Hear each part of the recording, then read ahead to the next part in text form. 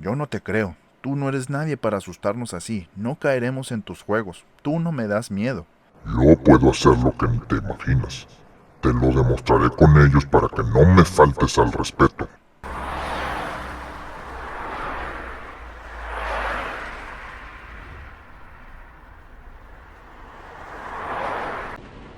Nuestro siguiente relato ocupa algo de contexto antes de comenzarlo, para que puedan entender mejor el misticismo que rodea la figura de Pancho Villa dentro de la cultura mexicana.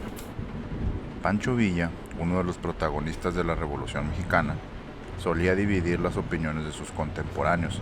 Para unos era un bandolero y asesino, para otros un justiciero social.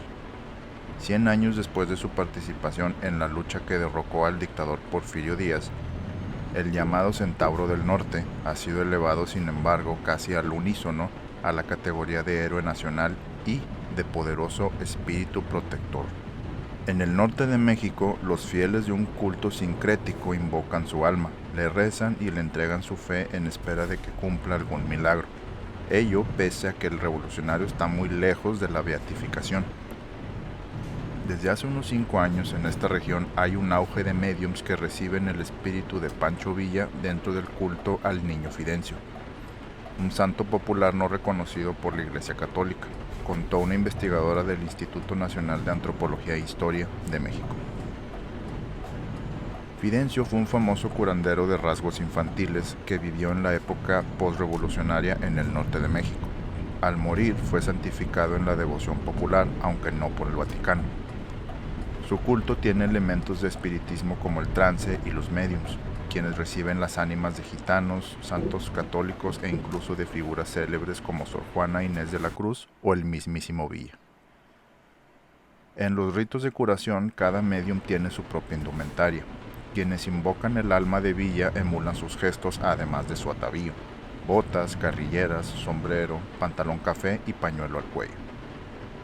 Su imagen es la misma que hay en cuadros, fotos, mesas de noche, jabones y oraciones en su honor, altares y centros de curación repartidos en los estados de Durango y Chihuahua, donde nació y murió el caudillo, además de en Coahuila, Tamaulipas y especialmente Nuevo León, todos en el norte de México.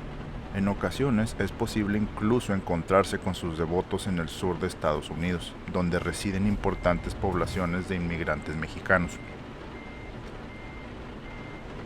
José Doroteo Arango, nacido en 1876 y falleció en 1923, conocido como Pancho Villa, era un campestre y fugitivo de la ley, acusado de asesinato. Tras estallar la revolución a principios del siglo XX, se unió a la lucha por la igualdad social en México, sumido en la pobreza extrema y la represión a los indígenas. Su amplio conocimiento del territorio norteño contribuyó al éxito militar de los ejércitos insurgentes regionales, dirigidos con mano dura por Villa. De él se dice, entre varios de los tantos mitos y leyendas que aún rodean su figura, que tuvo casi 100 mujeres e igual número de hijos. Sus creyentes aseguran que no hay nada que no pueda curar o resolver, desde conflictos laborales y familiares hasta problemas de amor, ginecológicos o empresariales. Su especialidad son las hechicerías fuertes y la protección, porque él luchó contra los poderosos, afirmó el investigador, quien desde hace tiempo estudia este peculiar culto, una tarea a menudo interrumpida por el incremento de la violencia en el norte de México. Aunque la gente pide su ayuda a diario, hay 3 festejos importantes a lo largo del año: su cumpleaños el 5 de junio, la fecha de su muerte el 20 de julio y el inicio de la Revolución Mexicana el 20 de noviembre. En estas fechas, los centros de culto hacen fiesta en su honor. Sus devotos llevan flores, los mediums de Villa se congregan en ellos y se tocan corridos en su honor como el 7 leguas, como lo llamaron a él mismo en vida. Aunque la devoción a este personaje histórico data de los años 70, la falta de acceso a sus servicios médicos y el desempleo han provocado un repunte de este culto. Ya entrados en materia, nuestro siguiente relato lo titulamos Un demonio tomó control de una sesión de la Ouija. Hola, buenas noches. Gracias por leer mi historia. Sé que para muchos este relato será difícil de creer. Los hechos ocurridos son difíciles incluso para mí misma. Le sucedió a mi hermana. Dichos acontecimientos casi la dejaron en coma de no ser por una intervención oportuna de parte de una figura popular del imaginario colectivo mexicano. Esta es mi historia. Me llamo Lucía. Mi historia ocurre hace poco más de 40 años. Yo estaba en mi adolescencia. Los jóvenes no teníamos la facilidad de acceder a la información como lo es en el presente. La facilidad del internet para investigar sobre muchísimas cosas y estar informado o desinformado si no sabes dónde buscar es enorme. Así que en aquella época el que sabía de algún tema o tenía mucha experiencia o le gustaba muchísimo leer. Una noche llega un primo de mi edad a buscarme. Lucía, estamos jugando a la Ouija, pero nos estamos aburriendo. Somos los mismos de siempre y queremos que te nos unas para preguntar más cosas. Ya nos quedamos sin idea sobre qué preguntar. Yo no sabía lo que era la Ouija en aquel entonces. Mi idea era que esto era un juego de terror como la casa del terror, donde estás jugando a que te asusten, pero sabes que lo que hay dentro no es real. Bueno, vamos. En ese momento estaban conmigo otras dos amigas. Las invité y accedieron a acompañarme y jugar con mis primos y sus amigos en aquel desconocido juego para nosotras. El juego nunca tuvo alguna complicación, todo ocurría con total normalidad. Esto debido a que uno de los muchachos, amigo de mi primo, tenía experiencia con este tipo de cosas ya que trabajaba con espiritistas, donde constantemente usaban la Ouija para bajar espíritus para sus trabajos. Esta actividad, bajar un espíritu, es el que el espiritista funja como cajita o montar, términos utilizados en la cultura de los santeros, los yorubas, que hace referencia a traer el espíritu encima, por eso se le dice montar. Por el otro lado, cajita es un término similar a montar, el cual refiere a que tú eres un recipiente que está recibiendo un espíritu que no es el tuyo y hace acciones a través de tu cuerpo, como en la película de Patrick Swayze, donde se mete al cuerpo de la medium para salvar a su esposa. Ese es el concepto. El muchacho trabajaba asistiendo a los espiritistas en los trabajos, así que por su experiencia él dirigía el ritual de la Ouija. Les había dado las instrucciones para mantenerlos seguros. Nada de ponerse a burlar o jugar, esto es algo serio. Si entra alguna presencia peligrosa, no se asusten. Tienen la autoridad para pedirle que se vaya sin temor a represalias. Llegó a pasar que estas presencias entraran, pero los chicos sin mayor problema las corrían para continuar. Cuando el muchacho lograba bajar un espíritu que no fuera peligroso, su forma de ser cambiaba radicalmente. En algunas ocasiones su temperamento de un adolescente cambiaba a ser un niño o una niña, con sus voces infantiles, comentarios inocentes y juegos propios de un infante. Cuando el espíritu de un adulto llegaba, se notaba la diferencia, una plática más madura y obviamente su voz cambiaba a una voz más apropiada para un adulto. Algunas veces fue una mujer y otras veces un hombre de acento golpeado y norteño. Constantemente usaba la frase "mis niños" y afirmaba que él era Pancho Villa.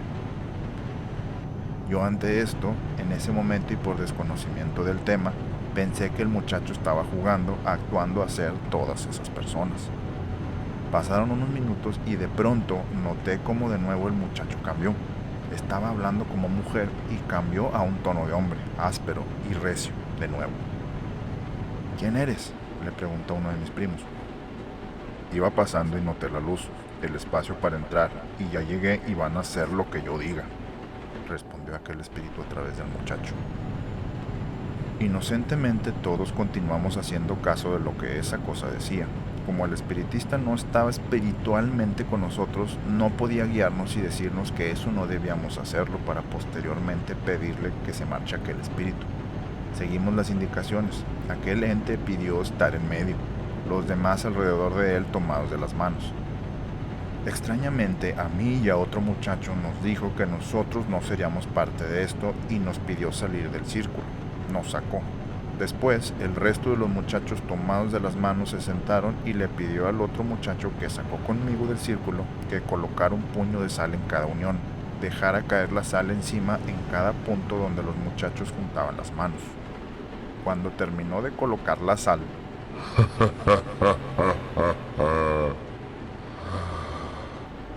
ahora son míos. Están atrapados aquí y no podrán salir. Voy a hacer lo que yo quiera. los niños llenos de miedo intentaron soltarse, pero no podían. Yo no te creo, Tú no eres nadie para asustarnos así. No caeremos en tus juegos. Tú no me das miedo, dijo uno de los muchachos dirigiéndose al demonio que estaba dentro del espiritista. Yo puedo hacer lo que te imaginas. Te lo demostraré con ellos para que no me faltes al respeto, dijo aquella cosa con mucho enojo. Levantó la mano apuntando hacia dos de los muchachos, chico y chica. Ambos cayeron de espaldas desmayados. Esta cosa volvió a reírse de una manera atronadora y malvada.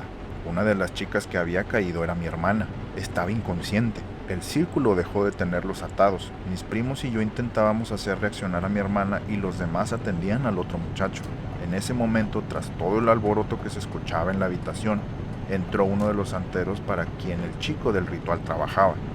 Nos regañó a todos por estar jugando con estas cosas. No recuerdo qué hizo para deshacer el ritual y correr a aquella cosa, porque yo estaba muy asustada viendo a mi hermana que seguía inconsciente. Pero sí recuerdo lo que dijo el muchacho que tenía al demonio dentro. Quiero que te vayas, no quiero hablar contigo, quiero hablar con Pancho Villa. El hombre batalló para correr a aquella entidad, pero al final lo logró. Cuando se fue por fin, el muchacho dejó de tener ese comportamiento diabólico de antes y empezó a comportarse como norteño, hombre de rancho. ¿Qué pasa? ¿Por qué están llorando mis niños? Le explicaron todo lo que había sucedido. Ah, qué caray, no se asusten mis niños, yo les voy a ayudar. Pero es que mire señor, no los podemos despertar, dijo uno de los muchachos muy asustado. No te preocupes, yo los voy a despertar. No se preocupen mis niños. El muchacho baja su mano para alcanzar algo de su cintura y saca un objeto. No traía nada ahí más que su cinturón, pero su mano tenía la forma de estar sosteniendo algo. Extiende su brazo y toma una posición con aquel objeto en su mano, listo para usarlo. Yo hasta ese momento seguía pensando que nada de eso estaba pasando. Todo era un juego y una broma pesada. Mi hermana seguía inconsciente. No podía saber lo que estaba pasando en ese preciso momento a su alrededor. El muchacho hizo la pantomima de golpear a mi hermana con aquel objeto imaginario. Aquella acción me sacó de mi letargo. Mi hermana se sacudió, pero no la había golpeado, ni siquiera la había tocado. ¿Cómo era posible que ella se sacudiera de esa manera si no podía ver lo que estaba pasando? Y más aún si el objeto causante de dolor era inexistente. Mucho tiempo después supimos que este objeto era un fuete, usado por los jinetes para aumentar la velocidad del animal en medio de la cabalgata. El muchacho hizo aquella acción un par de veces más hasta que mi hermana despertó. Repitió lo mismo con el otro muchacho hasta que también despertó. Una vez que ambos estaban conscientes, le agradecieron al espíritu, se fue y el muchacho volvió a hacer el mismo de nuevo. Mi hermana estaba despierta, pero como si no estuviera ahí. Estaba mirando a la nada. El otro muchacho cayó desmayado de nuevo y se lo llevaron. Ana, ¿qué tienes? Reacciona, por favor. Mi miedo era que se volviera a desmayar, así que le di una cachetada, varias veces más para que reaccionara. No quería que se volviera a ir. Hice esto durante varios días hasta que se le pasó y volvió a ser ella misma de nuevo. Después de este episodio, mi hermana me contó lo siguiente. Después de que aquella cosa me tiró al suelo, llegué a un lugar en la nada, completamente vacío, negrura absoluta a donde sea que mirara. Voy como cayendo de una manera lenta. Sentí como si fuera dentro de un elevador invisible y me bajaba lentamente hasta el fondo de aquel abismo. Estaba muy asustada, contemplando mi descenso.